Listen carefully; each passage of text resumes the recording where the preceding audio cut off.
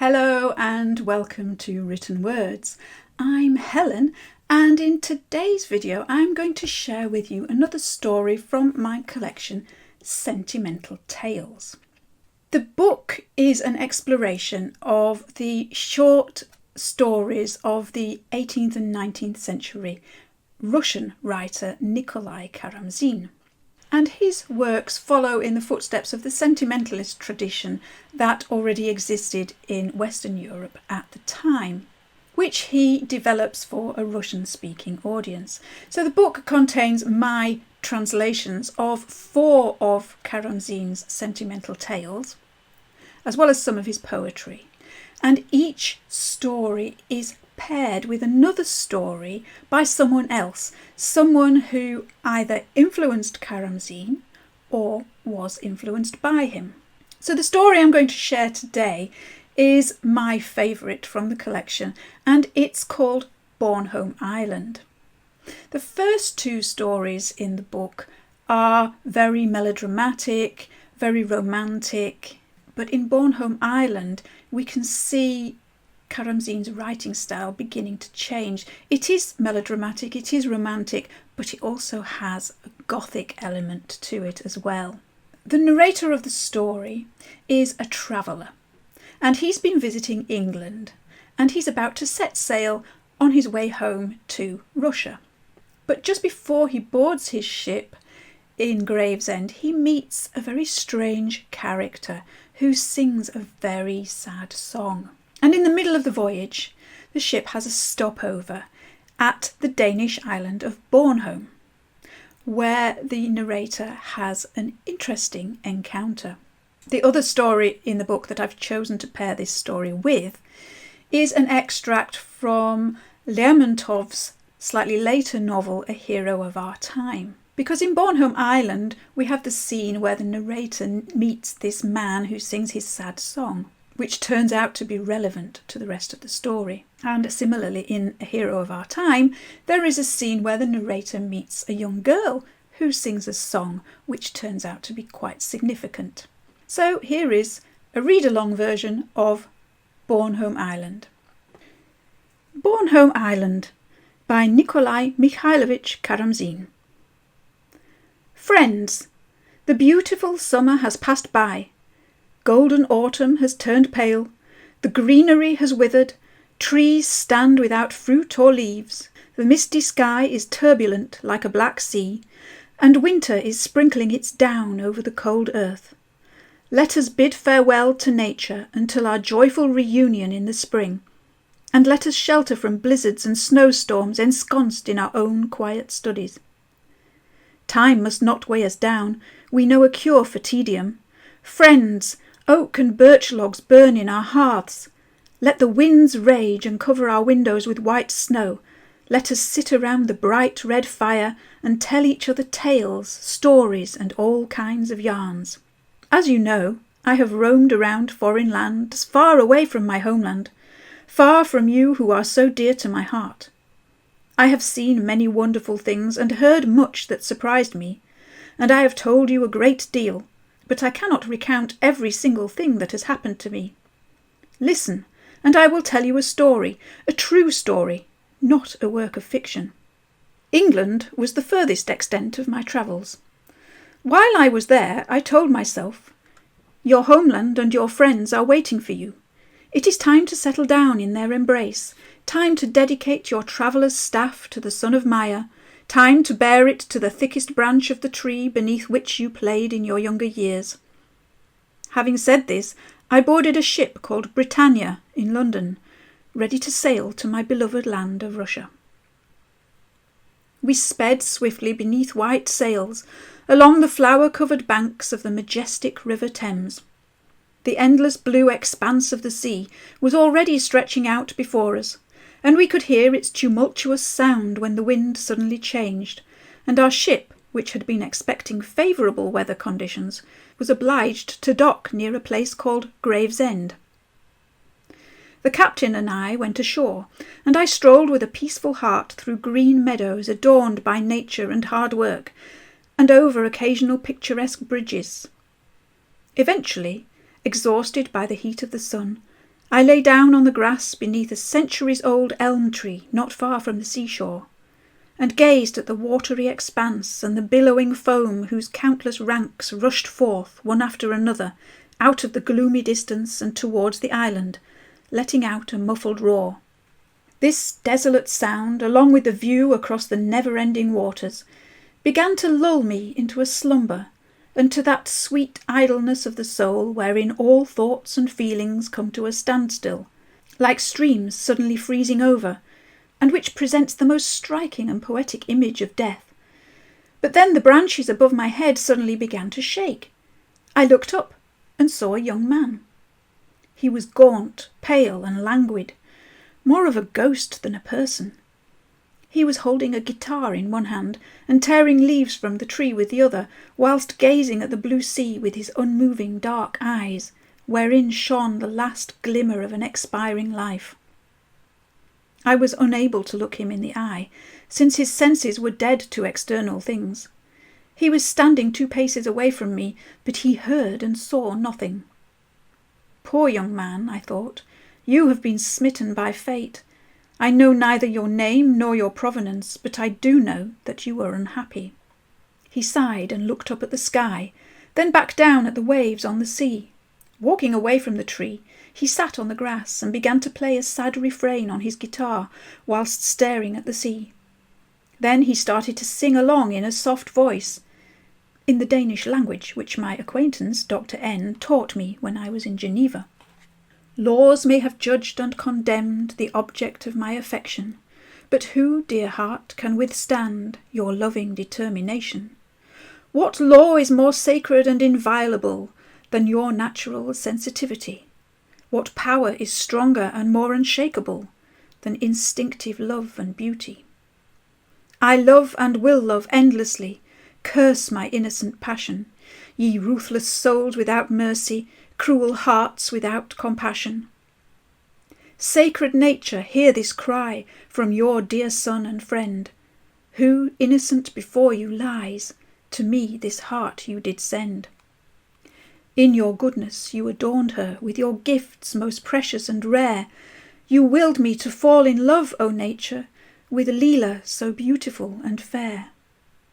Your thunder shook the sky above, but we were safe from harm, locked in the tender embrace of love, delighting in its charm. O Bornholm, dear Bornholm, my soul for you doth yearn, never resting wherever I may roam, and yet I weep in vain. Here I languish and lament, now banished from your shores, by the oath of a scrupulous parent, to sigh for evermore. Are you still there, my dearest Leela? Are you living in anguish and strife? Or have you entered the crashing waters and put an end to your cruel life? Appear to me, gracious apparition, to behold you again I crave. I will be your watering companion in the billowing, raging waves. At that point, an involuntary stirring within made me want to rush over to the stranger and put my arms around him, but at that very moment my captain took me by the hand and informed me that a favourable wind was filling our sails, and there was no time to lose. We set sail. The young man, arms folded and guitar tossed aside, watched us departing and gazed at the blue sea. The waves foamed beneath the helm of our ship. The shore at Gravesend disappeared into the distance.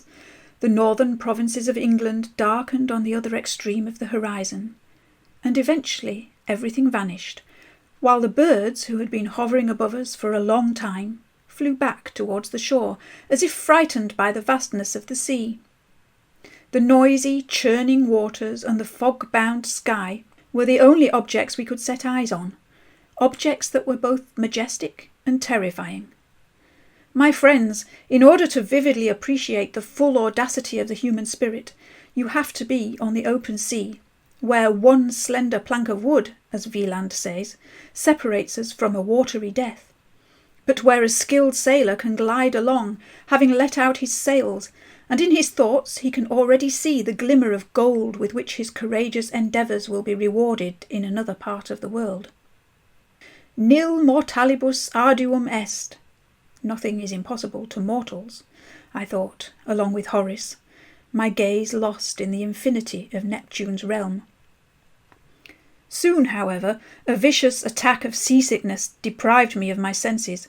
For 6 days my eyes did not open, and my languorous heart, showered with foam from the stormy waves, could barely bring itself to beat inside my chest. On the 7th day I came round, and with a pale but happy face I went out on deck.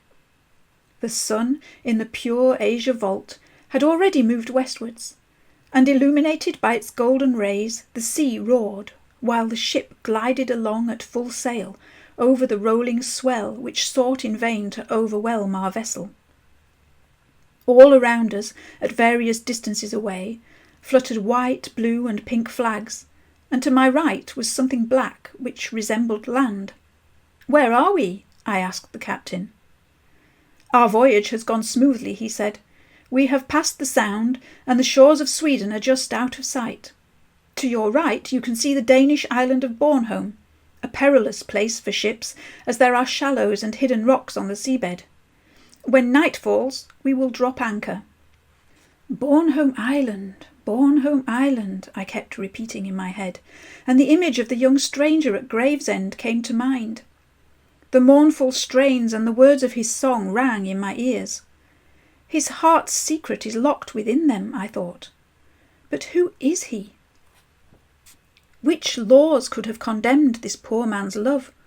What kind of oath banished him from the shores of Bornholm, which was so dear to him? Will I ever learn his story? Meanwhile, a strong wind bore us straight towards the island. Its ominous cliffs had already come into view, and from them raging, foaming torrents seethed forth and plunged into the sea.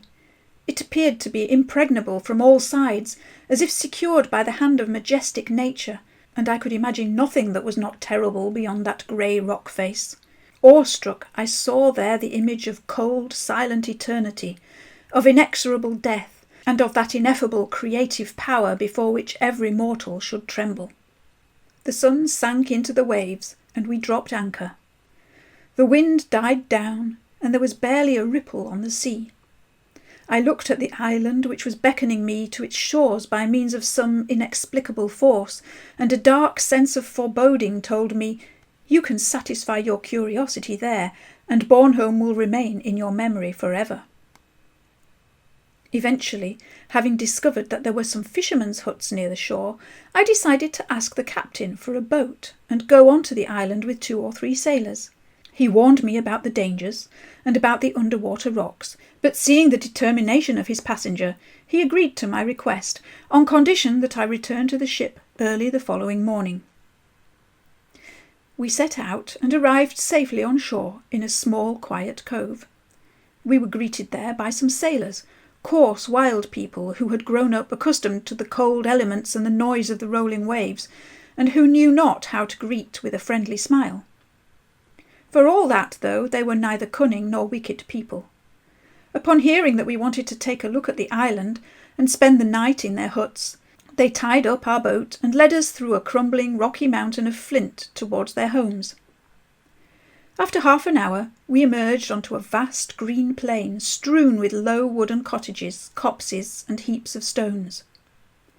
I left my sailors there and went on further by myself, to enjoy the delights of the evening for a little longer. A boy of about 13 was my guide. The scarlet hue of sunset had not yet faded in the bright sky, its rosy glow falling on the white granite rocks, and in the distance, beyond a large hill, it lit up the pointed towers of an ancient castle. The boy could not tell me to whom the castle belonged. "We do not venture there," he said, "and God only knows what goes on inside." I redoubled my steps and soon neared the huge Gothic building surrounded by a deep moat and a high wall. Silence reigned all around, the sea could be heard far away, and the last ray of evening light was dwindling above the bronze spires on top of the towers. I walked around the castle. The gates were closed and the drawbridge raised. My guide, although he himself did not know why, was afraid and begged me to go back to the huts, but how could a curious person agree to such a request? Night had fallen when a voice suddenly called out. An echo repeated it, and then all was silent again. Terrified, the boy grabbed me by both hands, trembling like a condemned man before his execution. A minute later, the voice sounded again. It asked, "Who is there?"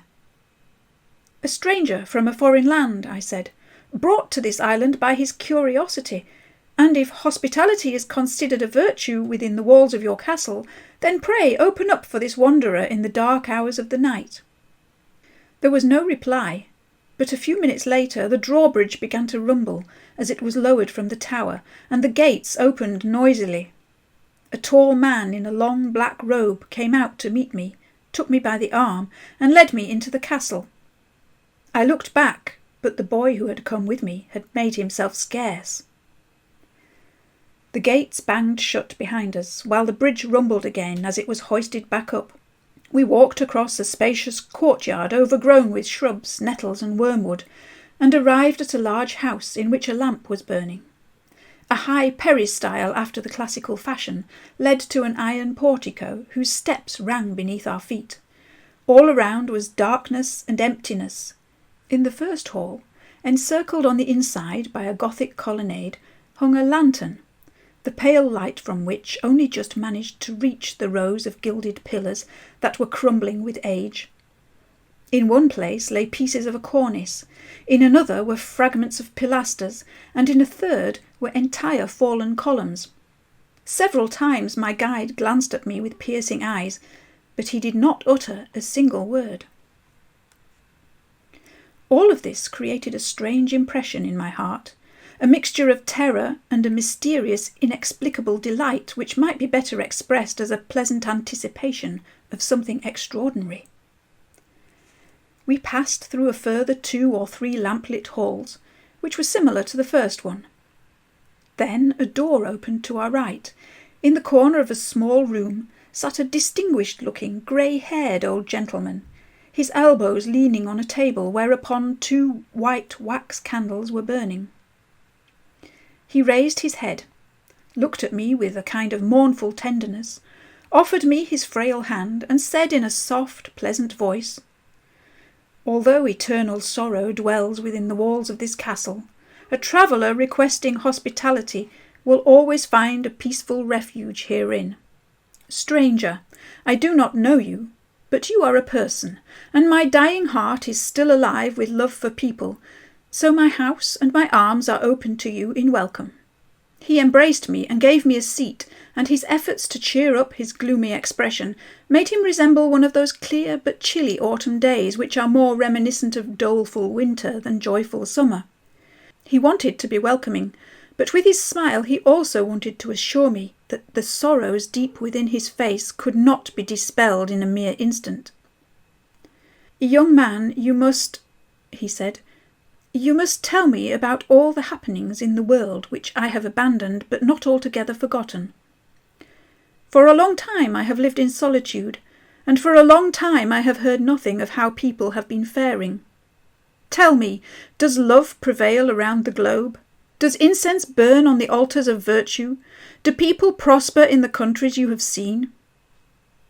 "The enlightenment of learning," I replied, "is spreading more and more, but human blood is still being spilled onto the ground, the unfortunate are still shedding tears, and virtue is praised while its existence is disputed." The old man sighed and shrugged his shoulders. Upon learning that I was a Russian, he said, "We originate from the same people as you. The ancient inhabitants of the islands of Rügen and Bornholm were Slavs.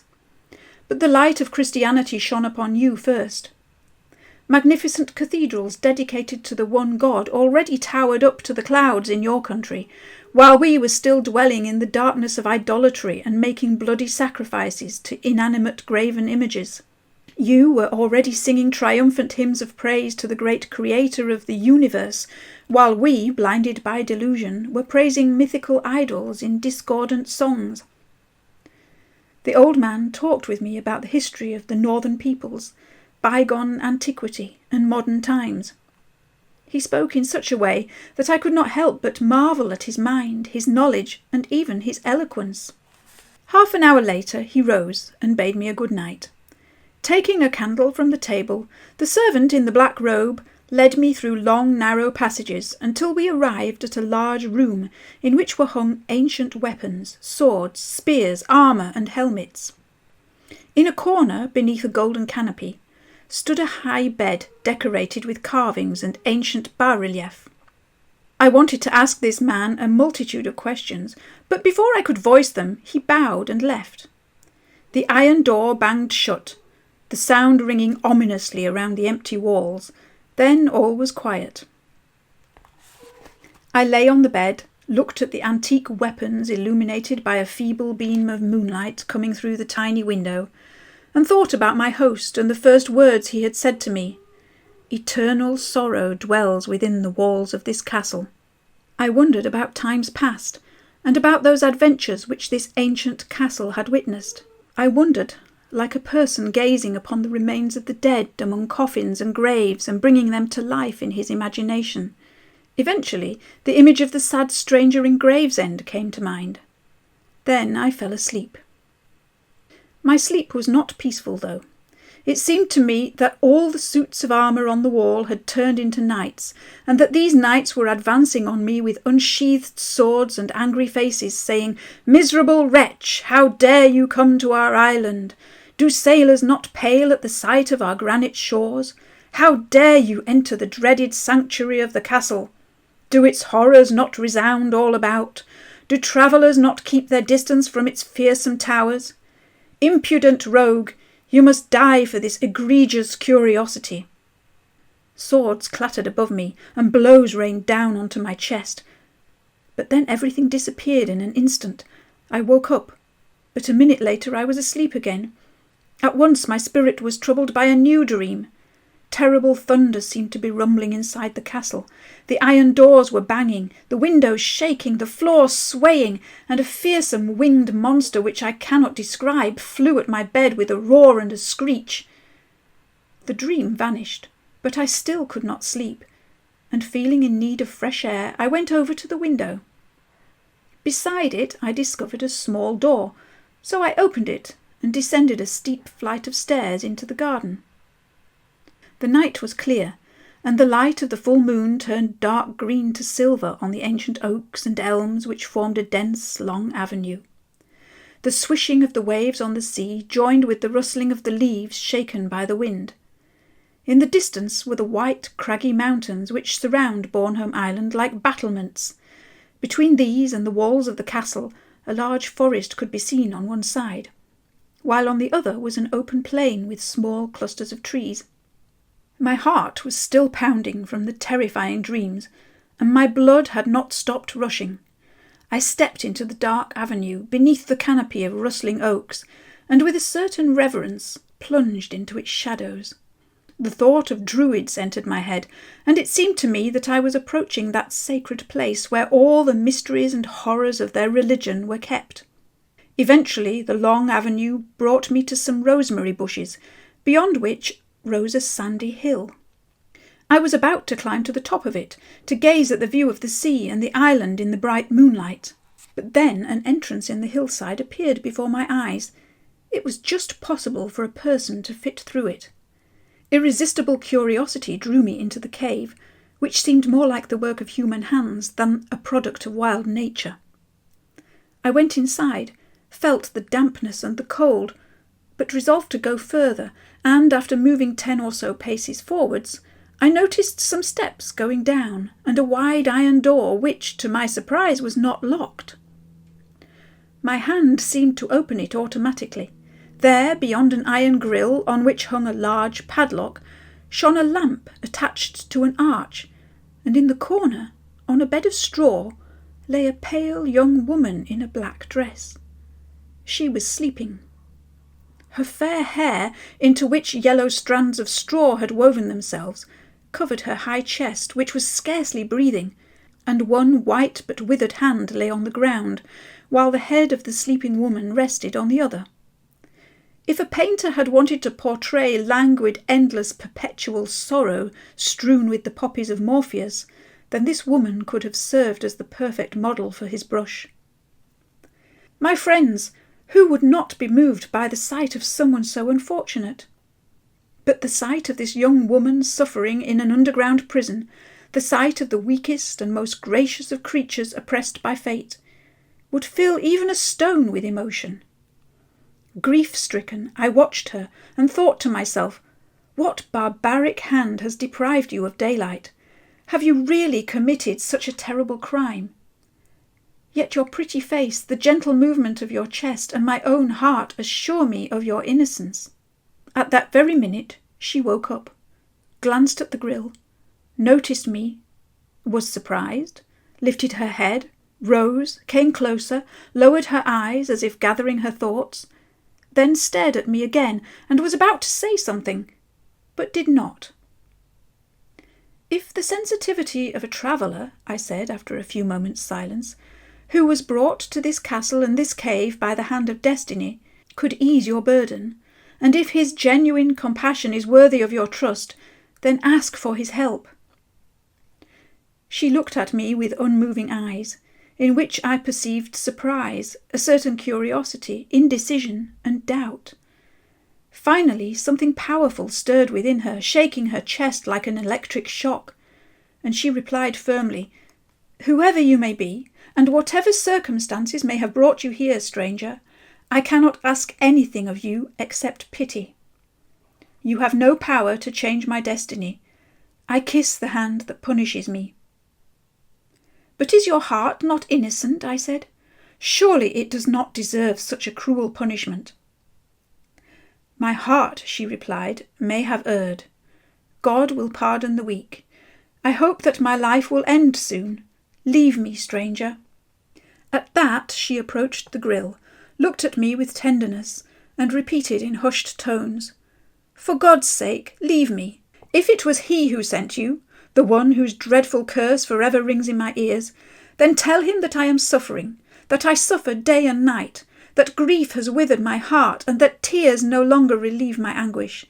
Tell him that I will endure my imprisonment without grumbling and without complaint, and that I will die, his gentle, unfortunate—" She suddenly fell silent, thought for a moment, and moved away from the bars. Kneeling down, she covered her face with her hands. A moment later she glanced at me, then lowered her eyes again, saying with gentle timidity, "It may be that you know my story, but if not, then do not ask me about it. For God's sake, do not ask. Forgive me, stranger." I said a few words to her, pouring them straight from my soul, and was about to leave, but my eyes met hers again, and it seemed to me that she wanted to ask me about something that was important to her heart. I stopped and waited for the question to come, but after a heavy sigh, it died on her pale lips. We parted. Upon leaving the cave, I refrained from closing the iron door, so that the fresh, pure air could flow through the grill and into the darkness, allowing the poor girl to breathe more easily. Dawn had turned the sky scarlet, the birds were waking up, and a breeze was blowing the dew from the bushes and flowers that grew around the sandy hill. My God, I thought, my God, how sad it is to be excluded from the company of the living, free, happy creatures that inhabit nature's spaces everywhere. In the far north, among tall, moss-covered rocks, formidable to behold, your creation is beautiful. The work of your hand delights the heart and spirit, even here, where foamy waves have battled with the granite cliffs since the beginning of the world. Here, where your right hand imprinted the living signs of a Creator's love and goodness. Here, where in the morning hour roses bloom against the azure sky. Here, where gentle zephyrs are filled with fragrances. Here, where green carpets spread out like soft velvet beneath a person's feet. Here, where the birds sing happily for the happy, and sorrowfully for the sorrowful, pleasing everyone. Here, where a grieving heart might find relief from the burden of its woes in the embrace of sensitive nature. However, that poor captive in her dungeon has none of this comfort. Her languishing heart is not sprinkled with the morning dew. The breeze does not refresh her withered breast, the sun's rays do not light up her darkened eyes, and the moon's quiet, soothing effusions do not feed her soul with gentle dreams and pleasant thoughts. Creator, why do you grant people the fatal power to make each other and themselves unhappy? My strength was gone, and my eyes closed beneath the soft greenery on the branches of a tall oak tree. I continued to sleep for about 2 hours. The door was open. The foreigner has been into the cave. This was what I heard as I awoke, opening my eyes to behold my elderly host. He was sitting, lost in thought, on a turf seat, about 5 steps away from me, and standing next to him was the same man who had brought me into the castle. I walked towards them. The old man gave me a rather stern glance, then stood up and shook my hand, whereupon his expression became kinder. Together we walked into a densely wooded avenue, without uttering a word. His soul seemed to be hesitating and undecided, but then he suddenly stopped, and staring at me with piercing, burning eyes, he asked in a firm voice, "Did you see her?" "I did," I replied. "I saw her, but I did not discover who she is and why she is suffering in a prison." "You shall discover," he said. "You shall discover, young man, and your heart will bleed. Then you will ask yourself why heaven poured out a whole portion of its wrath upon this frail, grey-haired old man, an old man who has loved virtue and who has respected heaven's holy laws." We sat down beneath a tree, and the old man told me the most terrible story. A story which you shall not hear now, my friends. It will remain for another time. For now, I shall merely tell you that I learned the secret of the stranger in Gravesend, a dreadful secret. The sailors were waiting for me at the castle gates. We returned to the ship, raised the sails, and Bornholm disappeared out of sight. The sea roared. In my grief-stricken reverie, I stood on deck, my hand gripping the mast. My chest was racked with sighs. Eventually I glanced at the sky, and the wind blew my tear into the sea. So I hope you enjoyed Bornholm Island from my collection Sentimental Tales, exploring the stories of Nikolai Karamzin and his contemporaries. If you enjoyed that story, I also have a video of another of the stories from the book Poor Lisa, and the link to that is in the description below.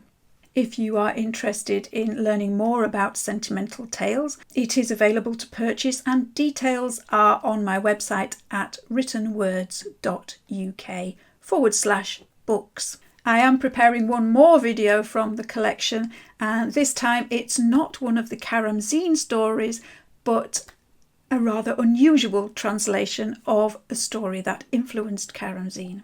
So more news on that to follow shortly. So thank you very much for joining me in this video. I look forward to seeing you in the next one. And in the meantime, happy reading and happy writing.